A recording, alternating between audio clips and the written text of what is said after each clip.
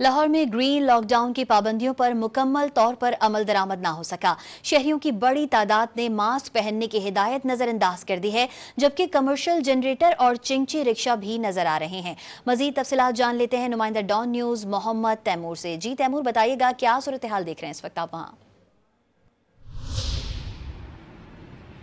जी बिल्कुल, आलमी सतह पर स्मोक और फ़िज़ाई आलूदगी के एतबार से आज भी लाहौर जो है वो पहले नंबर पर, और लाहौर का जो आज का एयर क्वालिटी इंडेक्स है वो 560 जो है रिकॉर्ड किया गया है। इसी हवाले से चंद हफ्तों कबल जो है वो लाहौर के अंदर स्पेसिफिक एरियाज़ के अंदर जो है वो ग्रीन लॉकडाउन जो है वो नाफिज किया गया था, जो इस वक्त भी चल रहा है। इसी हवाले से प्रेस क्लब उसके सराउंडिंग एरियाज़ में ये ग्रीन लॉकडाउन जो है लगाया गया था, जिसके अंदर 7 इलाके आते हैं और 3 शाहराहें शामिल हैं। इसके बावजूद के स्मोक की सूरत हाल और फ़िज़ाई आलूदगी की सूरत हाल खासी ख़राब है।